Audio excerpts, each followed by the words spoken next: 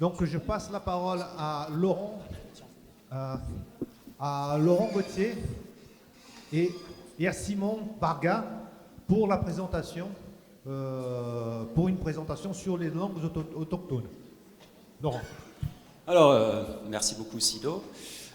Si nous deux nous retrouvons ici aujourd'hui devant vous, c'est surtout parce que les collègues qui ont fait le gros du travail que nous allons présenter aujourd'hui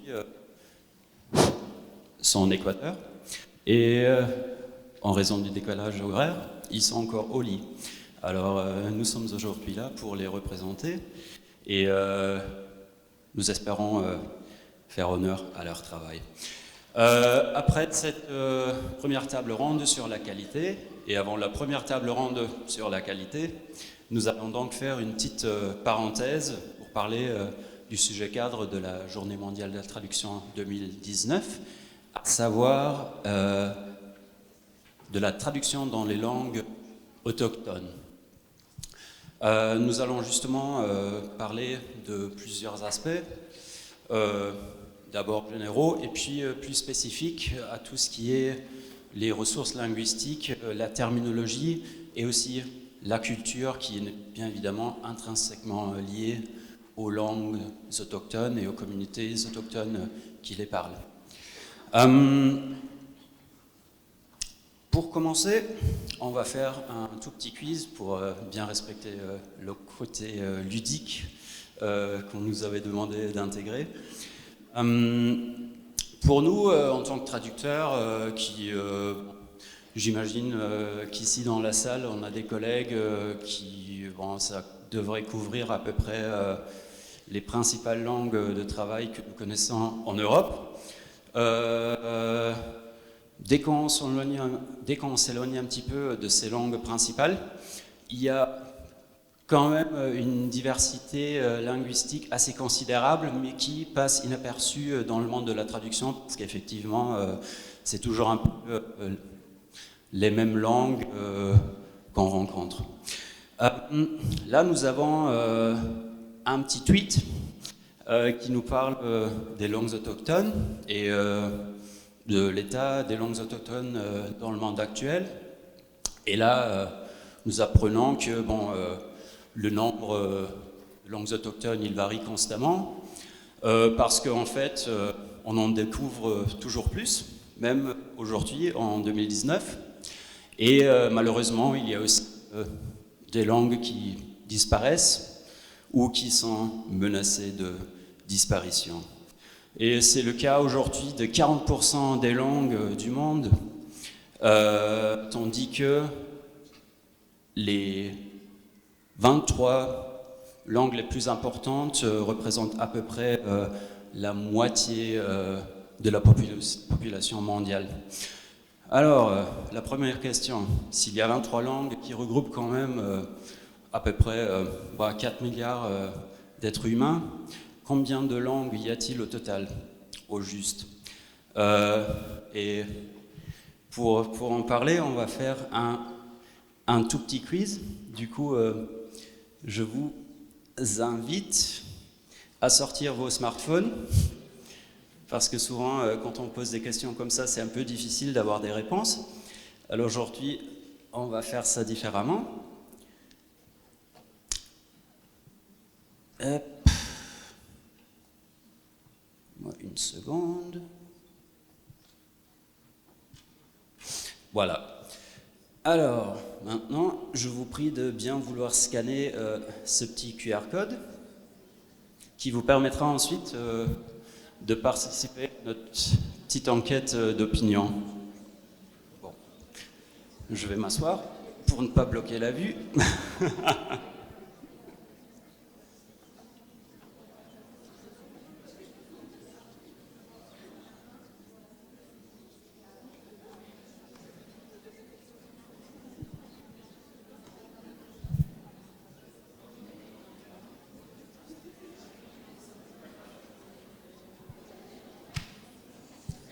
C'est bon? On peut commencer? Ah, ok. J'attends encore un petit moment.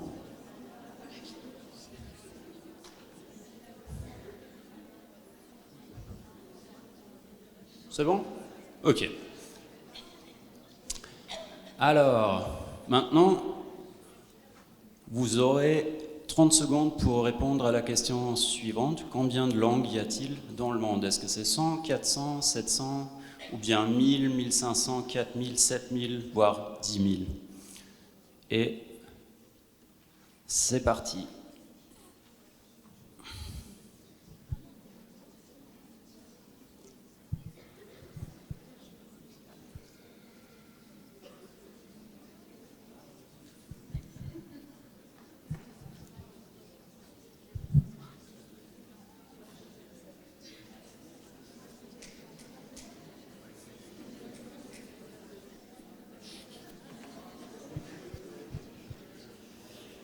Voilà, voilà, c'est terminé. Et voilà, on a eu 30 participants. Et bon, la majorité d'entre vous pense que c'est quelque part entre 4000 et 10 000, mais la majorité des réponses étaient justes, alors c'est 7000. Aujourd'hui, pour être très exact,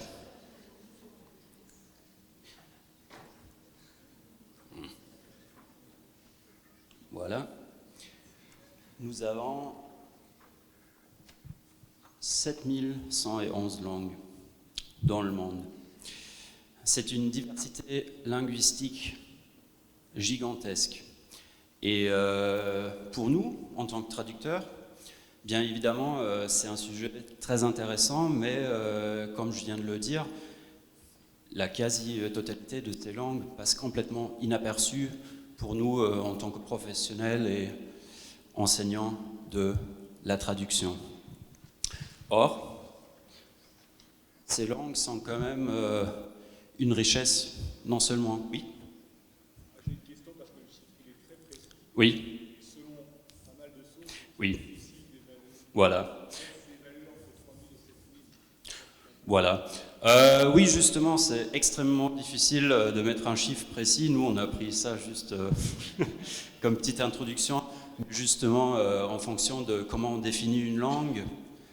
Déjà, le nombre varie considérablement. Du coup, à mon avis, c'est complètement impossible de donner un chiffre exact, mais j'avais pas prévu de dire ça, mais bon, là, c'est dit. Non, effectivement, oui, c'est plusieurs milliers. Mais aujourd'hui, c'est impossible de dire exactement combien de langues il y en a.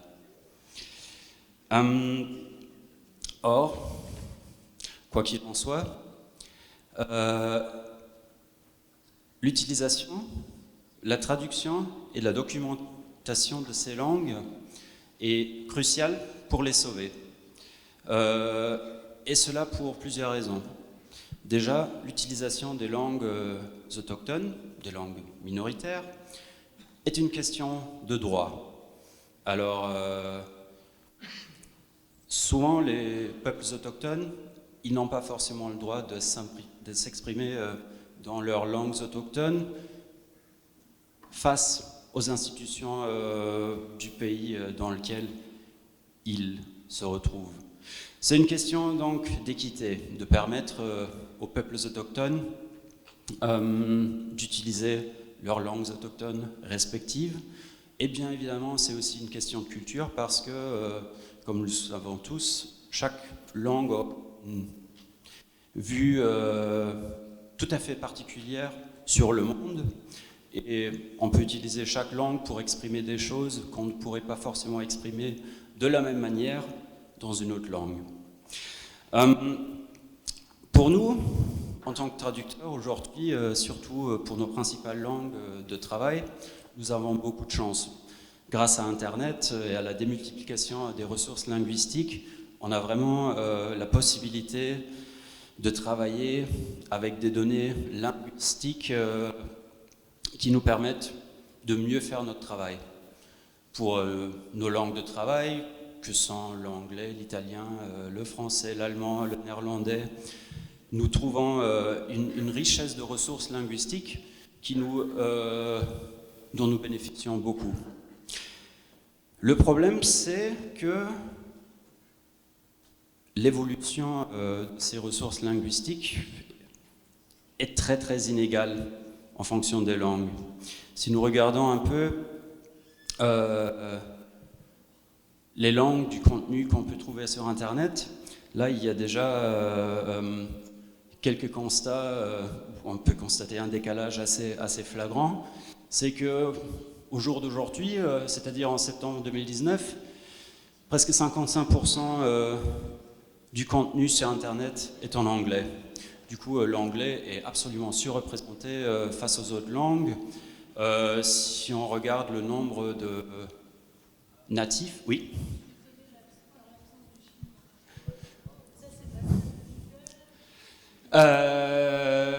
Ça c'est Statista. Alors ça c'est très officiel. En fait, je ne sais pas pourquoi il n'y a pas de chinois, et du coup je me suis posé la même question. Aucune idée. La seule idée que j'ai, je me suis vraiment posé la même question, c'est que les Chinois n'ont pas la possibilité de créer leur site web comme ils veulent.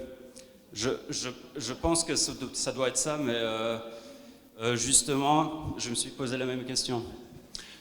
Mais du coup, ici, on trouve à peu près, bon, je pense que les langues de travail que nous connaissons tous, bon, le russe, l'allemand, l'espagnol, le français, et puis des langues aussi telles que le persan ou le turc. Alors nous avons un vrai problème si nous cherchons du contenu en langues autochtones.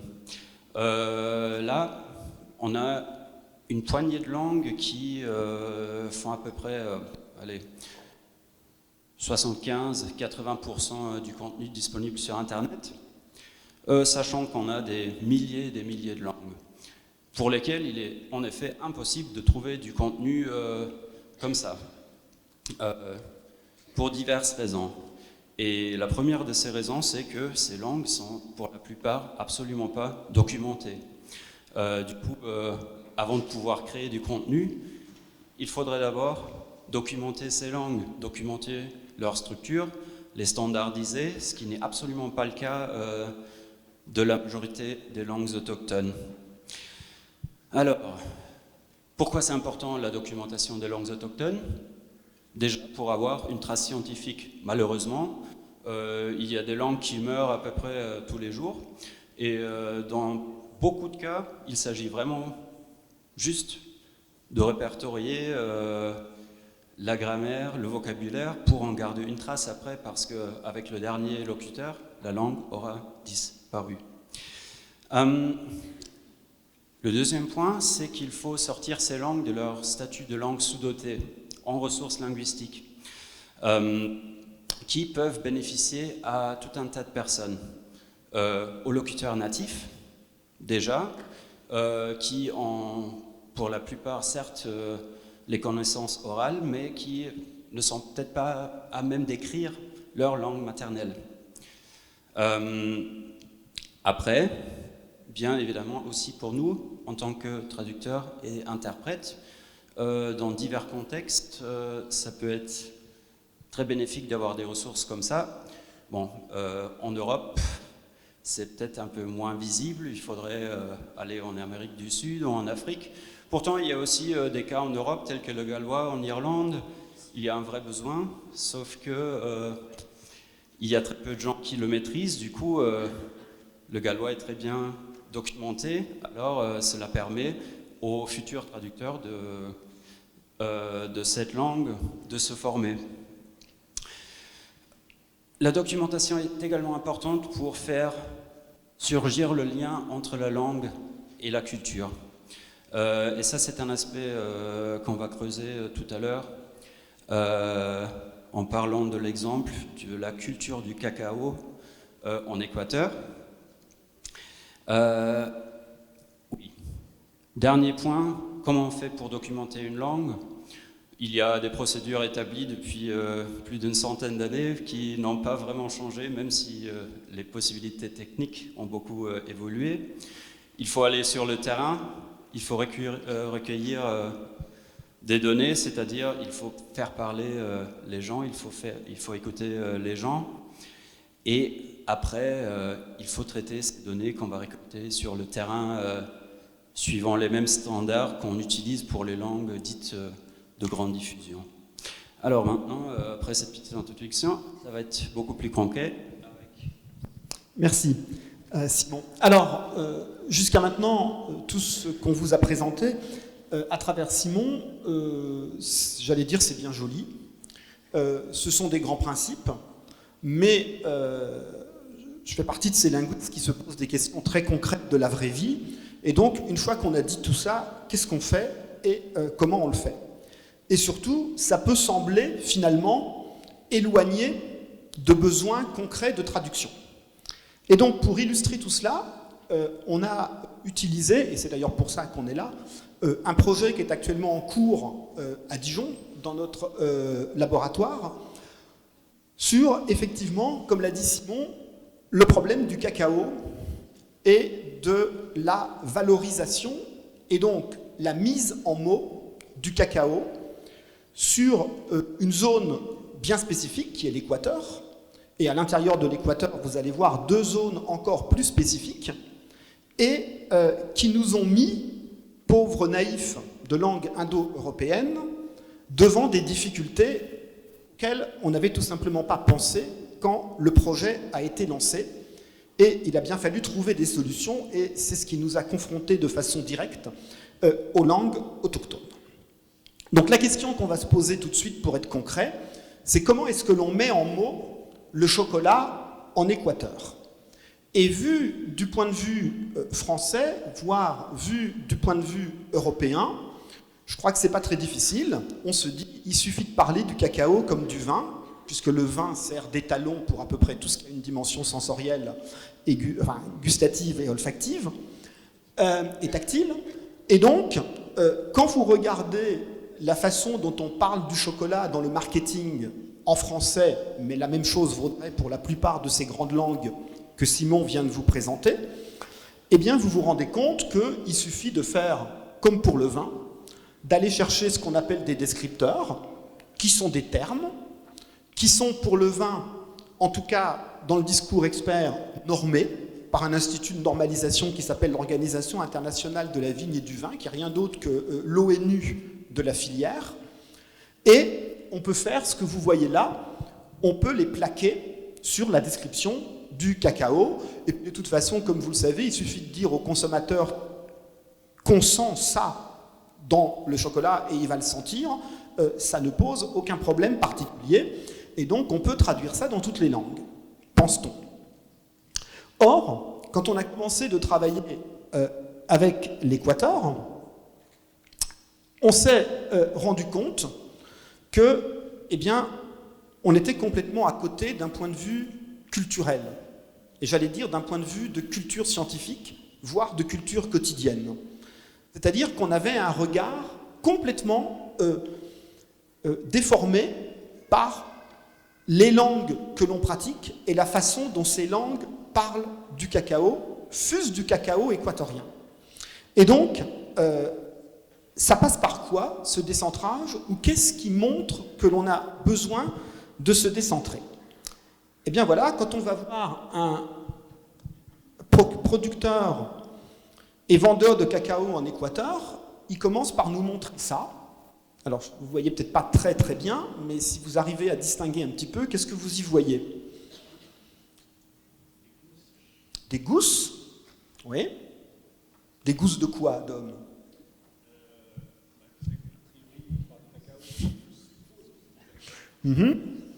Effectivement. Est-ce que le terme normé, c'est gousses en français? Ouais, c'est cabos. Donc, ce sont des cabos de cacao qui contiennent des fèves. Et puis, on prend n'importe quelle base de données terminologiques de l'agroalimentaire et on trouve naturellement des traductions en anglais, en espagnol et dans toutes les langues de cabos et de fèves. Cacao, ça ne pose pas trop de problème. Mais en tout cas, de cabos et de fèves. Ça marche plus ou moins avec les interlocuteurs sur place en Équateur à travers l'espagnol. Je dis plus ou moins parce que là, on commençait en fait les difficultés qui nous ont mis sur les pistes qui vont venir. Quand on est face à face, c'est pour ça que Simon disait il faut aller sur le terrain, il faut aller voir comment parlent les gens. Comme je dis souvent dans d'autres cercles, c'est très facile de faire du copier-coller de textes sur Internet et de se dire j'ai mes ressources. C'est un peu plus difficile et chronophage, ma chère Isabelle, que d'aller rencontrer les vrais gens pour voir comment ils parlent de ce qu'ils font. Donc quand on va voir les vrais gens, après nous avoir montré ça, ils nous montrent ça. Qu'est-ce que vous y voyez ? Alors, c'est enveloppé dans du plastique, mais ce n'est pas trop le plastique qui nous intéresse, c'est ce qu'il y a dedans. Pardon ? Une coupe ? Non, ce qu'on voit là est la surface.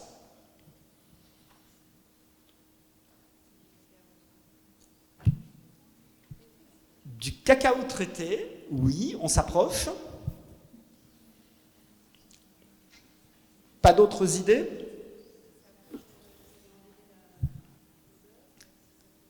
Oui, pas exactement, mais il y a de ça. En tout cas, il faut tout ça pour en arriver là. Et bien ça, c'est une tablette de chocolat.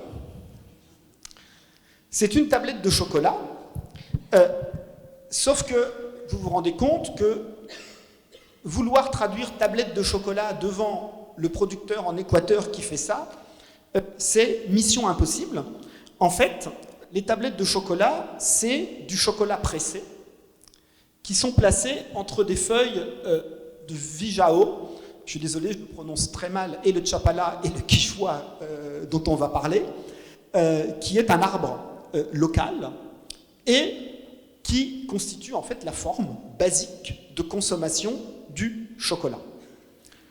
Et pourquoi je disais que c'est à partir de là que les vrais problèmes ont commencé, bien plus qu'avec les cabos et les cacaos, bien parce que alors que le but du projet était de saisir et de documenter la terminologie dont on pensait qu'elle allait être en espagnol, eh bien, les informans ont commencé de nous dire que ce n'était pas possible et qu'ils ne savaient pas comment ça s'appelait autrement qu'en quichua et en chapala. Et donc, on a lancé des informateurs sur le terrain, dans 2 zones de l'Équateur. Alors, si vous connaissez mal la géographie de l'Équateur, vous voyez Quito, qui est la cathédrale, et vous voyez les 2 zones où ont travaillé d'un côté Laetitia et Olivier, et de l'autre Javier et son équipe, qui sont donc allés faire un travail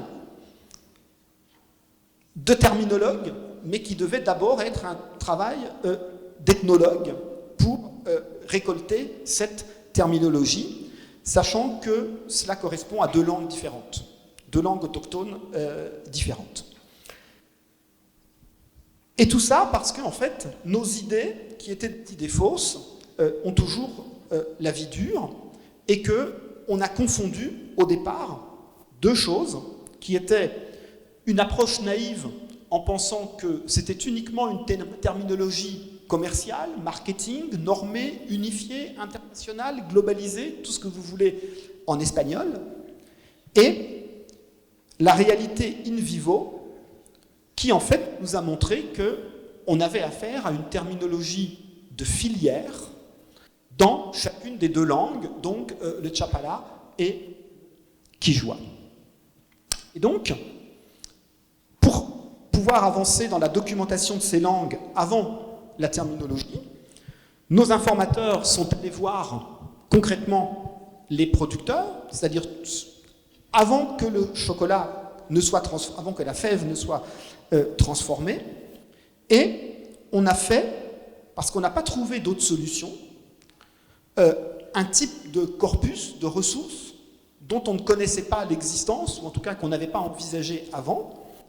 On a commencé par faire des entretiens, enfin ils ont commencé par faire des entretiens en espagnol pour obtenir une base de comparaison, alors qui vaut ce qu'elle vaut. Il y a des tas de biais et des tas d'objections linguistiques qu'on peut avoir. Je suis prêt à en discuter après avec vous, mais sauf que pour pouvoir documenter une langue pour laquelle on n'a pas de document, il faut un pivot, il faut un point de comparaison, et le plus simple, c'était de passer par l'espagnol. Donc on a fait ce travail sur l'espagnol, et on a eu toute une série, c'est là où il faut le micro,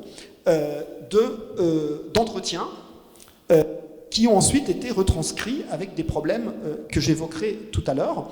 Donc voilà ce que ça donne. C'est juste pour vous faire entendre un extrait très court de ces entretiens, entre guillemets, pour prouver que c'est vrai, qu'ils ont vraiment été faits. Parce que vous savez, souvent on est dans des colloques et dans des tas de manifestations où des gens vous parlent de leurs données, on les voit jamais. En fait, on se rend compte qu'il y a 3 phrases qu'ils ont bricolées eux-mêmes à partir desquelles ils nous présentent une théorie. Donc juste pour vous montrer que ces entretiens existent, voilà un petit extrait. ¿Cuál es su nombre? Mi nombre es Ítalo Andy, ¿De qué comunidad viene? soy de la comunidad quichua de Shambia. ¿A qué se dedica? Yo me dedico, aparte del estudio, me dedico a producir lo que es cacao, hacienda de cacao. Ya. ¿Cuáles son las responsabilidades que tiene en su trabajo? Mi responsabilidad que es tener el mantenimiento de cacao para que el cacao dé un buen producto, para que los compradores de cacao tengan un mejor resultado de nuestro producto, lo que es el cacao. Alors, les hispanistes se sont rendus compte que... ¿Cuál es su nombre? Il faut que ça s'arrête un moment. Mi nombre es Ítalo. ¿Cuál es su nombre? Les hispanistes se sont rendus compte, et les hispanophones parmi vous, que les questions sont posées de façon à ne pas imposer de terminologie. Parce que forcément, sinon, il y a un biais. Et cela était d'autant plus nécessaire, que après... Mi nombre es Ítalo Andy. ¿Cuál es su nombre? C'était d'autant plus nécessaire qu'après, les mêmes producteurs ont répondu aux mêmes questions en langue native. Ce qui veut donc dire que des informateurs sur place ont traduit le questionnaire en langue native, et donc il fallait éviter cette terminologie qui de toute façon n'existait pas. Et donc on a récolté de la même façon le corpus dans chacune des 2 langues. Comme ça, c'est pas moi qui... Mi nombre es Ítalo Andy. ¿De qué comunidad viene? Soy de la comunidad quichua ¿Y de Shambia. necesita cambio?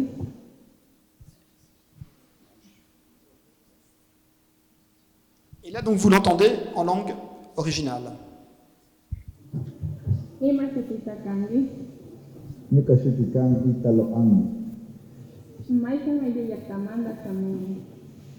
Nika Samuni Shambia Quichua Ayo Yatamanta. Ima yankaita rurani. Ya. Nyuka isi yang kaita charini, ya punta yang kaitan nika estudiantes. Kiwasha charini, sacha tarbanamaya, sinagara rumani tatemir kunata, lumu tarpunata, palanda tarpunata, sinagara charini kat. Voilà. Et donc, ces données, Simon disait tout à l'heure, il faut les traiter comme les données des langues bien dotées. Ça, c'est un beau programme, sauf que c'est pas facile à réaliser parce que les outils dont on dispose ne savent pas quoi faire de ces langues. Parce que comme il n'y a jamais eu de description pour le traitement automatique, je ne parle pas de la description livresque, comme il n'y a pas eu de description pour le traitement automatique, eh bien, ce sont nos collègues sur place qui ont dû, en même temps qu'ils collectaient les données, trouver la procédure de traitement pour tout simplement segmenter, identifier là-dedans ce qui était des formes fléchies, déclinées, conjuguées, enfin tout ce que vous voulez, pour en isoler la terminologie. Et donc c'est pour ça qu'on a choisi de parler de corpus transcréé, tout simplement parce que les fameux corpus parallèles et comparables, et mémoires de traduction et autres, ne s'appliquent tout simplement pas à ces langues. On ne peut rien en faire. Il ne s'agit pas de corpus parallèles, puisqu'on n'a pas de données traduites à partir de ces langues ou vers ces langues.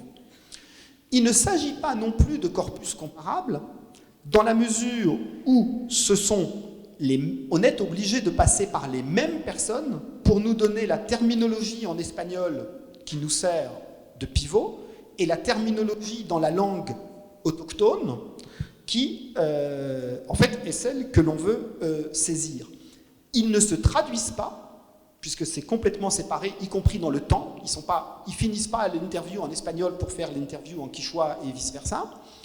Ils ne se traduisent pas, ce sont les mêmes locuteurs, et on a parlé de corpus transcréé, défini comme ça par l'équipe sur place, des corpus originaux collectés auprès de locuteurs bilingues qui s'expriment librement sur un sujet donné et successivement dans les deux langues. Et donc, en fait, c'est un travail à une meilleure dotation technique de ces langues autochtones pour agrandir leur audience et pour produire ces choses dont on pourrait avoir besoin.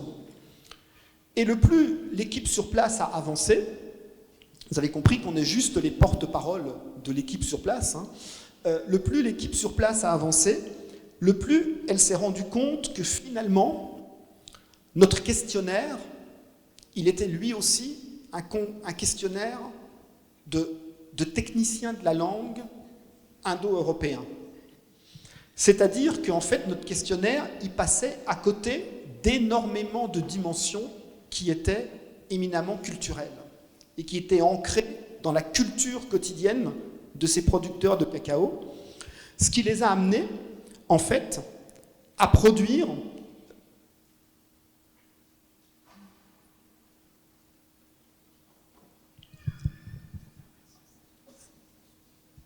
un book. Il faut toujours faire ces trucs-là à deux, sinon... à produire un book, en fait, où ils ont récolté tous les éléments culturels, alors contes, légendes, anecdotes, histoires, etc., qui étaient en fait à la base de ce qu'ils nous racontaient sur le cacao, et où en fait la terminologie du cacao était soluble. Et c'est ce que vous avez là.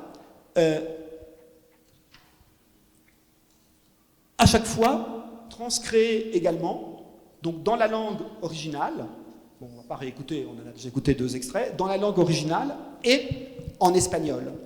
Et en fait, leur terminologie du cacao, leur terminologie concrète, pour parler de leur fève de cacao, de la culture, de la transformation, etc., elles puisent là-dedans, c'est-à-dire dans des sources qui ne sont absolument pas des sources techniques, ni des sources scientifiques, mais qui sont des sources de leur culture quotidienne. Alors on pourrait se dire, et après, pourquoi tout ça? Eh bien pourquoi tout ça? Je ne sais pas si vous suivez l'actualité du cacao, mais depuis le printemps, on va dire, il y a énormément de grands chocolatiers et de grands importateurs de cacao en France qui font de la publicité autour de cette fameuse fève Ruby qui a été découverte tout dernièrement et qu'on commence à travailler maintenant en Europe. Eh bien, cette fève, elle vient précisément d'une de ces 2 communautés. Et vous irez regarder sur Internet ce que vous lisez sur cette fève, en français, en anglais, en espagnol, dans toutes les langues bien dotées que vous pratiquez et qui vous intéressent. Et vous repenserez aux 2 interviews que vous avez attendues, et vous vous direz que tout ce qui est écrit en français, en anglais, en espagnol, etc. sur cette fève, c'est de la pure invention marketing, parce qu'il n'y a aucun descripteur pour parler de cette fève chez les producteurs qui la produisent. Et il n'y a tellement pas de descripteurs que c'est nos informateurs qui, avec les photos, etc., leur ont montré ce qu'on disait et ce qu'on faisait de la fève en question en dehors de l'équateur et à tout le moins en Europe. Merci.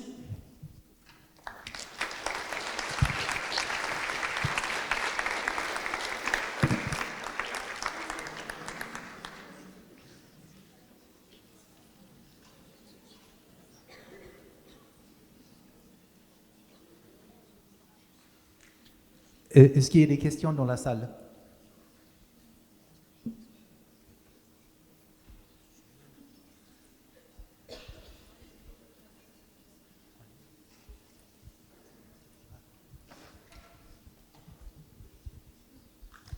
Bonjour. J'ai juste une question par rapport à comment est-ce que vous traitez ou comment est-ce que vous approchez des choses qui sont dites non traduisables dans ces langues, et aussi comment est-ce que vous approchez l'idée que de la colonisation linguistique, le fait que vous êtes en train de traduire des langues autochtones, pardon, je prononce très mal le mot, dans les langues l'espagnol et le français et l'anglais, qui sont des trois langues vues comme des colonisateurs de ce type de peuple. Est-ce que, voilà, comment est-ce que vous voyez Ok. Bon, c'est des questions qui sont effectivement au cœur du projet. Alors, j'en ai pas parlé aujourd'hui, c'est des choses qui sont largement exploitées par les collègues sur place. Alors, la première question, la réponse est simple, mais le contenu est extrêmement complexe.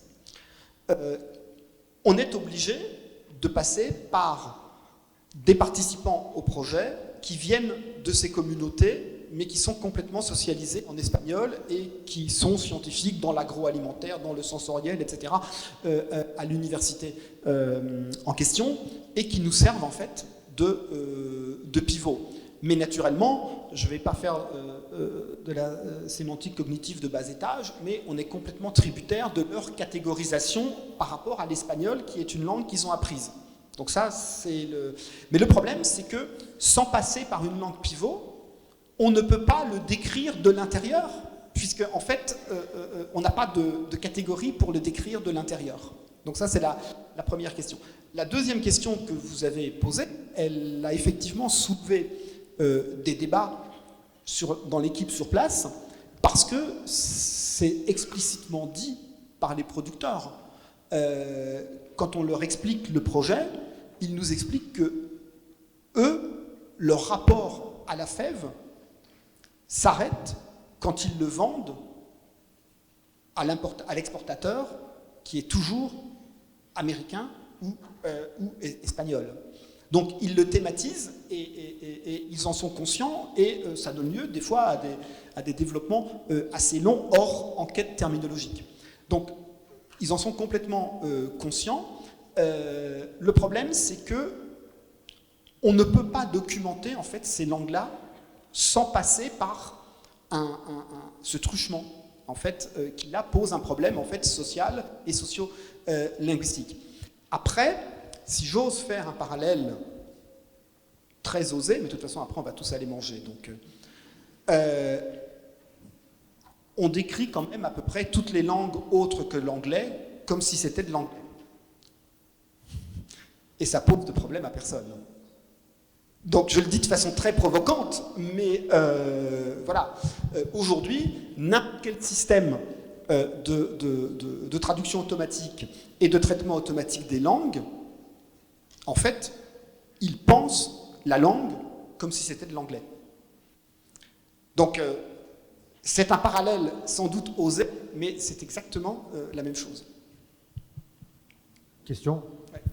Est-ce que vous pouvez reprendre cette dernière partie-là? Les gens pensent les langues comme toujours étant de l'anglais. Je n'ai pas très bien compris. Non, je ne dis pas les gens, je dis les outils techniques. Oui.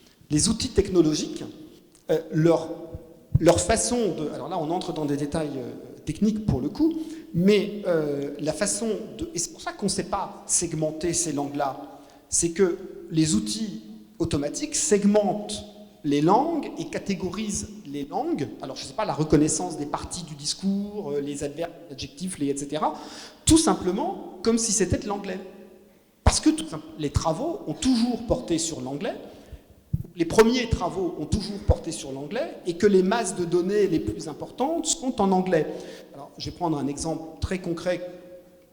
On n'a pas besoin d'être germaniste pour le savoir, mais en allemand, tous les adjectifs sont en même temps adverbes, et rien ne permet de lématiser une forme comme étant adjectif ou adverbe. Et bien ça s'affiche le bazar dans bon nombre d'outils, y compris performants et vendus très cher par des boîtes qu'on connaît tous, pour découper l'allemand. Donc en fait, c'est ça que je voulais dire. Pardon, j'ai juste une question par rapport à ça. Est-ce que vous n'avez pas peur que vous allez perdre des choses, perdre de la sens, parce que là, en utilisant ces outils, vous imposez la catégorisation des langues anglais ou espagnol ou autre sur une langue, non ? Non, on ne les impose pas, justement. On ne peut pas les imposer parce que ça ne marche pas. Ok. Et donc, c'est sur place que les collègues développent. Alors, je rentre encore une fois dans des détails techniques, mais il s'agit au départ de pouvoir catégoriser et de repérer là-dedans bêtement les noms, les adjectifs, les verbes, etc. Et donc d'apprendre cela sur la base des descriptions grammaticales qui existent de ces langues. Parce que ça, la description grammaticale, elle existe. Mais il s'agit de l'implémenter dans un outil qui permettra ensuite d'extraire une terminologie, de trouver des correspondances, etc. Donc en fait, c'est ça. Donc est-ce que vous avez trouvé des catégories non-verbes, des choses comme ça, mais qui n'existent pas dans l'anglais ou l'espagnol? Ce sont des Non, les catégories qui sont créées sont créées pour la langue par rapport au fonctionnement de la langue. Par exemple, pour ceux qui font des langues asiatiques, il faut juste prévoir une catégorie particules grammaticale parce qu'il y en a besoin pour décrire ces langues-là. Donc, c'est créé à partir de la langue et c'est ce qui, pour les langues qu'on a l'habitude de décrire, seraient des catégories comme nom, adjectif, verbe, etc. Mais les catégories sont naturellement propres aux données elles-mêmes.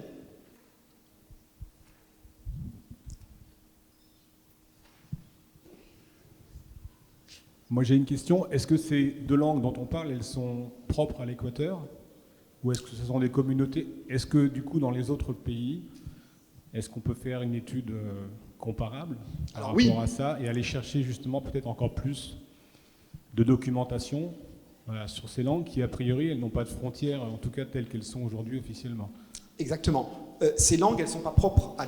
Ce sont des langues partagées au sein de plusieurs communautés dans la zone, on va dire géographique et culturelle. Donc effectivement, l'idéal, c'est de croiser avec les autres variétés qui existent de ces langues-là. Mais pour en arriver là, c'est essentiellement une question de temps et d'argent.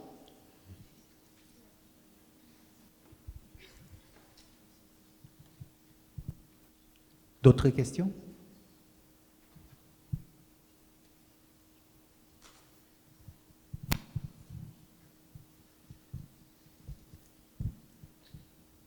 Aurélie, est-ce qu'il y a des questions en ligne? Isabelle.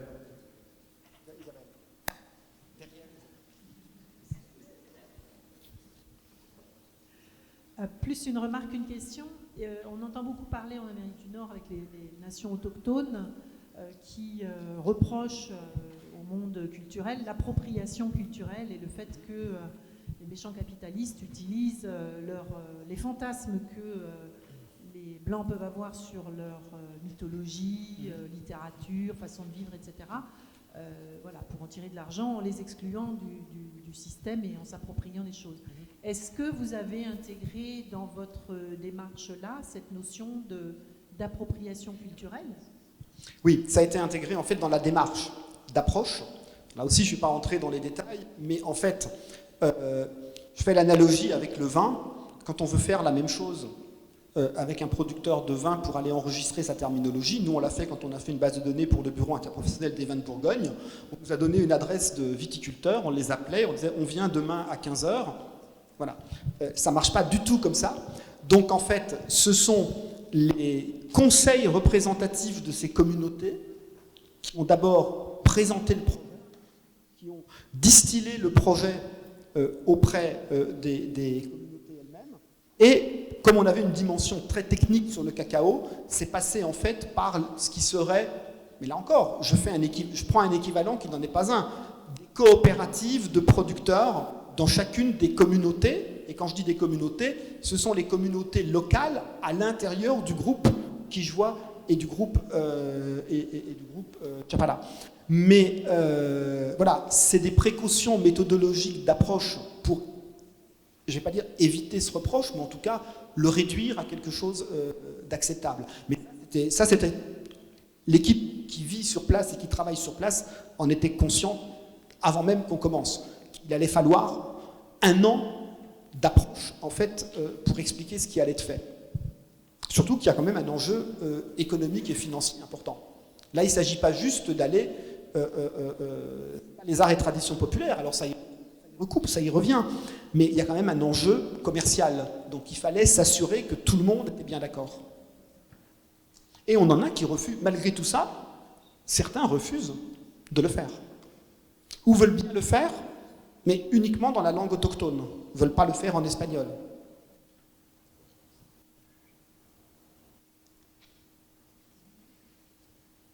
Cette langue représente une population de combien de personnes? Je ne sais plus si je l'avais mis dans la diapo. Si je ne l'ai pas remis, je serais incapable de te le dire.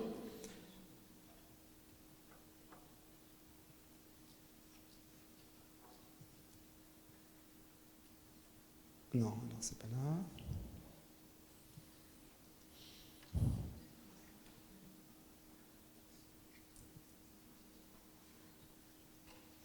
Ouais, mais non, je n'ai pas mis le nombre de locuteurs. J'ai mis les familles par rapport aux classes de langue internationale, mais je n'ai pas le nombre de locuteurs en tête. Je le retrouverai dès que je serai à mon ordinateur, parce qu'il est dans l'article, mais... Moi et mes questions idiotes.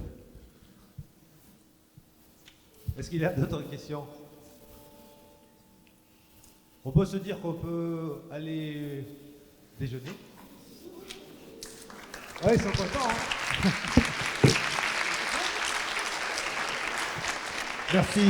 Merci Laurent.